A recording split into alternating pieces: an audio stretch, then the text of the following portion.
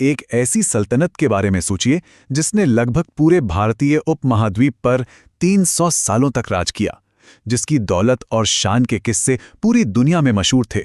वही महान मुगल साम्राज्य आखिर कैसे अपने ही बोझ तले दबकर रह गया? चलिए आज इस कहानी की परतों को खोलते हैं। तो सवाल यही है कि आखिर ऐसा क्या हुआ। ये सिर्फ इतिहास का एक चैप्टर नहीं है, बल्कि ये शक्ति, महत्वाकांक्षा और गलतियों की एक ऐसी कहानी है जो हमें आज भी बहुत कुछ सिखाती है। तो चलिए इस पतन के कारणों को एक एक करके समझते हैं। एक वक्त था जब अकबर, जहांगीर और शाहजहां जैसे ग्रेट मुगल्स के दौर में यह साम्राज्य अपने चरम पर था।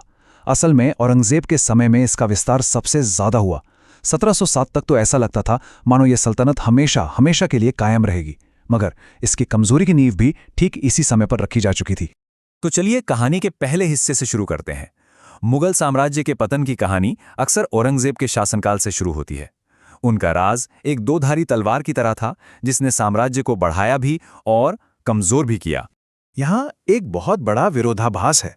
देखिए, एक तरफ औरंगजेब दक्कन में साम्राज्य का विस्तार कर रहे थे, गोलकुंडा और बीजापुर जैसी सल्तनतों को जीत रहे थे, लेकिन दूसरी तरफ यही लंबी लंबी लड़ाइयाँ शाही खजाने को पूरी तरह खाली कर रही थी और प्रशासन की कमर तोड़ रही थी। और इस आर्थिक बोझ के साथ साथ औरंगजेब की कुछ धार्मिक नीतियां, जैसे कि जजिया टैक्स को फिर से लगाना और मंदिरों को तोड़ने के आदेश देना, साम्राज्य के भीतर ही एक आग लगा रही थी। इससे मराठा, सिख और जाट जैसे समूहों को मुगलों के खिलाफ खड़े होने का एक ठोस कारण मिल गया। औरंगजेब की मौत के बाद साम्राज्य का दिल यानी दिल्ली दरबार ही कमजोर पड़ गया, और असल में यहीं से मुगल साम्राज्य का असली पतन शुरू होता है। सत्ता अब कमजोर बादशाहों और शक्तिशाली दरबारियों के हाथों की कठपुतली बन गई थी। जरा इस टाइमलाइन को देखिए। औरंगजेब के बाद सिर्फ 12 साल में इतने सारे बादशाह बदल गए। बहादुर शाह प्रथम के बाद तो हालत और भी खराब हो गई। शासक इतने कमजोर थे कि शक्तिशाली दरबारी उन्हें अपनी उंगलियों पर नचाते थे। और यहीं से शुरू हुआ किंग मेकर्स का दौर, जिसका सबसे बड़ा उदाहरण थे सैयद ब्रदर्स। ये इतने शक्तिशाली हो गए थे कि अब ये तय करते थे कि दिल्ली के तख्त पर कौन बैठेगा और कौन उतरेगा। सोचिए, बादशाह की अपनी कोई सत्ता ही नहीं बची थी। दिल्ली दरबार अब कोई दरबार नहीं बल्कि एक सियासी अखाड़ा बन चुका था। तुरानी, ईरानी, अफगानी और भारतीय मूल के मुस्लिम, ये सभी गुट ज्यादा से ज्यादा ताकत और जमीन के लिए आपस में ही लड़ रहे थे। इस लगातार चलती अंदरूनी लड़ाई ने केंद्रीय सरकार को अंदर से बिल्कुल खोखला कर दिया। और ये तो होना ही था। जब केंद्र कमजोर होता है तो प्रांत अपनी आजादी का ऐलान कर देते हैं। जैसे ही दिल्ली की पकड़ ढीली हुई, पूरे भारत में नई स्वतंत्र शक्तियां उभरने लगी। तो जो नक्शा कभी एक विशाल साम्राज्य का प्रतीक था, अब वो टुकड़ों में बंटने लगा था। महत्वाकांक्षी गवर्नरों और स्थानीय सरदारों ने इस मौके का फायदा उठाया और अपने अपने स्वतंत्र राज्य बनाने शुरू कर दिए। मोटे तौर पर देखें तो ये नए राज्य 3 तरह के थे। पहले थे सक्सेसर स्टेट्स, जैसे बंगाल और अवध, जो पहले मुगल प्रांत थे पर अब आज़ाद हो गए। दूसरे थे रिबेल स्टेट्स, जैसे मराठा और सिख। और तीसरे थे इंडिपेंडेंट किंगडम्स, जैसे मैसूर और राजपूत राज्य, जिन्होंने इस उथल पुथल का पूरा फायदा उठाया। लेकिन इस सब के पीछे एक बहुत बड़ा आर्थिक कारण भी था, जिसे कहते हैं जागीरदारी संकट।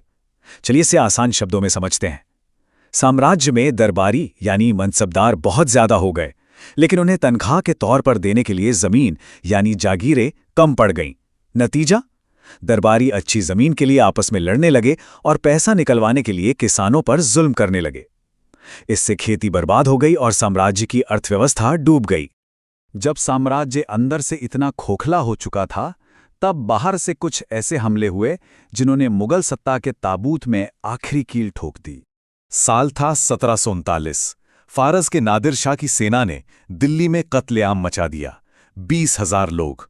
ये सिर्फ एक नंबर नहीं है, ये उस तबाही का प्रतीक है जिसने दिल्ली को हिलाकर रख दिया था। लेकिन ये सिर्फ एक सैनिक हार नहीं थी। नादिर शाह दिल्ली से वो सब कुछ लूटकर ले गया जो मुगल शान का प्रतीक था, विश्व प्रसिद्ध मयूर सिंहासन और कोहिनूर हीरा भी। इस लूट ने मुगल साम्राज्य की इज्जत और दौलत दोनों को मिट्टी में मिला दिया।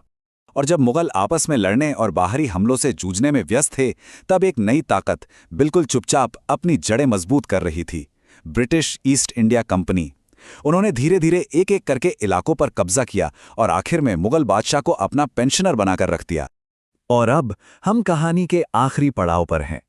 इस दौर तक आते आते मुगल बादशाह का खिताब सिर्फ नाम का रह गया था, बिना किसी असली ताकत के। बाद के मुगल बादशाहों की हालत तो ऐसी हो गई थी कि उनका राज दिल्ली के लाल किले की दीवारों तक ही सिमट कर रह गया था। वो सचमुच के सिर्फ नाम के बादशाह थे। और आखिरकार 1857 के विद्रोह के बाद आखिरी मुगल बादशाह बहादुर शाह जफर को अंग्रेजों ने रंगून भेज दिया और 1 नवंबर 1858 को 300 साल से भी ज्यादा पुराने मुगल साम्राज्य का आधिकारिक तौर पर अंत हो गया। तो संक्षेप में मुगल साम्राज्य का पतन किसी एक कारण से नहीं हुआ। ये कमजोर उत्तराधिकारी, दरबारी राजनीति, आर्थिक संकट, क्षेत्रीय शक्तियों का उदय और विदेशी हमलों का एक मिलाजुला नतीजा था, एक परफेक्ट स्टॉर्म। और ये हमें एक बहुत दिलचस्प सवाल पर छोड़ जाता है। अगर मुगलों का पतन ना हुआ होता तो क्या आज का भारत, इसका इतिहास और इसका भूगोल कुछ अलग होता? ये एक ऐसी बात है जिस पर सोच